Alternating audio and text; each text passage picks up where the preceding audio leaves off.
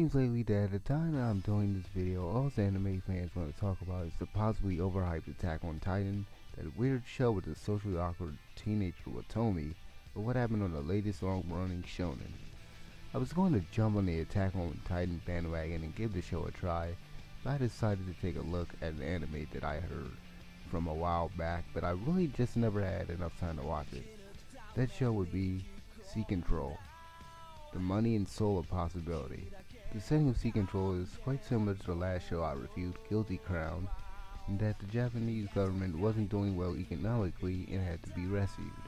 Also, much like in Guilty Crown, life in Japan sucks, and as it still didn't improve after being helped out, the unemployment rate is still high, the crime rate is up, the suicide rate is up, and people are steadily losing hope for the future. The show revolves around a college student, Kanimuro Yoga, whose only dream is to avoid struggling financially and live a stable life as a civil servant. However, like everyone else around him, he's in desperate need of money, and one day he is offered a chance to make a lot of it when he encounters a mysterious man. There's only one catch though, he must offer up his future as collateral. From then on, he is drawn into a mysterious realm known as the Financial District, where others like him must compete in weekly battles called deals against others in order to keep his money and his future. These deals essentially boil down to a person referred to as an entrepreneur or an entree fighting alongside their asset, a creature who is the embodiment of their future, taking on another entree and their asset in the hopes of winning money and avoiding going bankrupt. These deals are an easy way to win money, however, the risk comes in losing. If you lose all your money in a match and go bankrupt, you're banished from the district with your future forever lost. I really enjoyed watching these deals unfold, and the way that they play out is sort of reminiscent of watching the old Pokemon or Yu-Gi-Oh anime. The only difference between the way that these battles play out as opposed to the aforementioned anime is that in Sea Control, the person or the entree is also in the fight alongside their asset, and is constantly trying to subdue the opposing entree. The battles are fast-paced, the animation is great.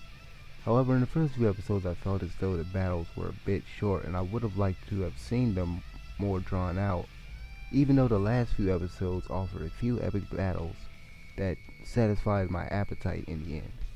When the concept of winning mysterious money from the financial district known as Midas Money is introduced in the first episode, I sort of thought I knew where the show was headed, especially when it was shown that Kanimuro wanted to get with his friend Hanabi but had troubles escaping the friend zone. I was thinking, well, maybe by the end of this he'll get with her and have a bucket load of cash to start a new life with her, or maybe he'll try to buy her off with money after being consumed by the Midas Money and by greed, and she'll reveal her love for him and that will save him from being destroyed by the Midas Money or something. Thankfully, it didn't go that predictable and stupid route, and Kanimuro's motivations are mostly centered around trying to keep his future and later on trying to ensure everyone else's too. Although he is not really aware of the stakes of winning deals in the beginning, after a few episodes when he has finally been made aware of the impact of these deals and the effects Midas Money gained from the financial district has on the real world economy, he does finally notice the changes around him, and he's conflicted because he must keep dealing every week, and that puts his and his opponent's futures at stake. Moreover, after meeting a very wealthy entree named Surichiro Mikuni, things become even more complicated for Kanimuro.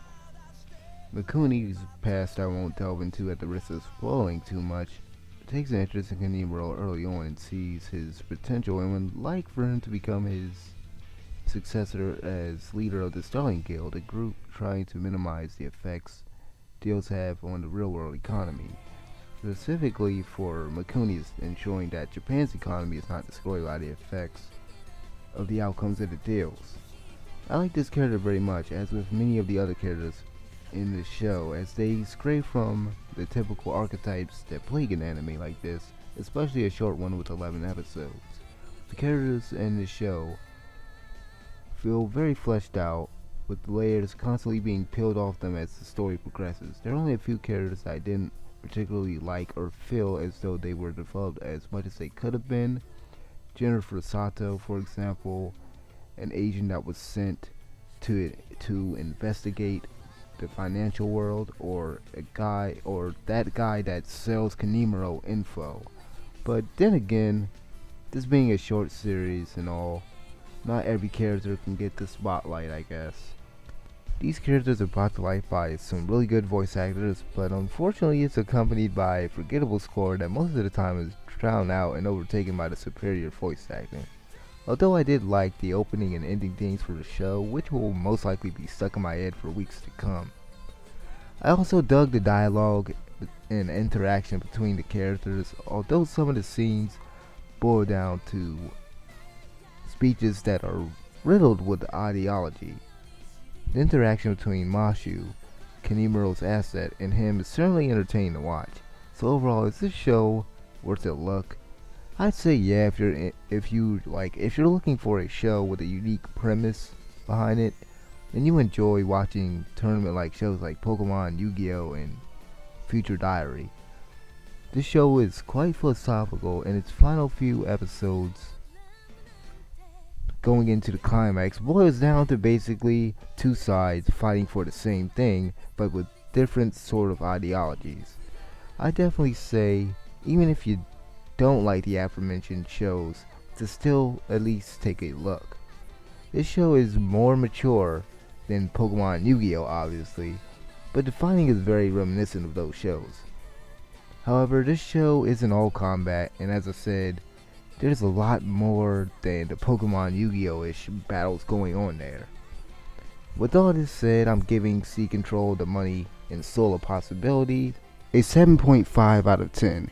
And the reason why I'm giving this show a 7 and not an 8, which I really want to give this show an 8, but I feel as though the ending left a lot of questions unanswered, and it just had a Deus Ex Machina ending to it.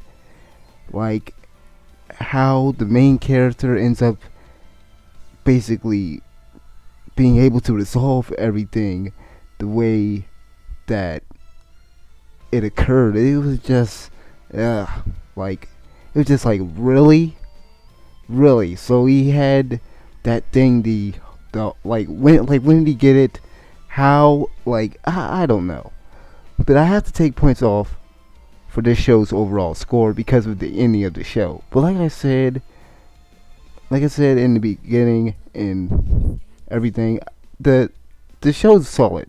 The show it's a solid show. I can recommend it to almost everybody, almost anyone. Like I said, if you like Yu-Gi-Oh, Future Diary, anything like that, I really suggest you guys go out and watch this.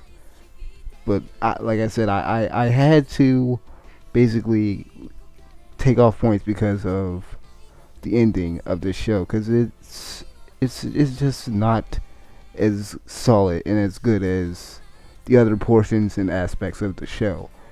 And hopefully, I'm hoping that maybe Funimation and the guys that produce this will hopefully make a season 2, because yeah, like I said, a lot of questions unanswered. The ending it was just weird. But thank you guys for watching this review, and let me know what you guys think about Sea Control, and I'll see you next time.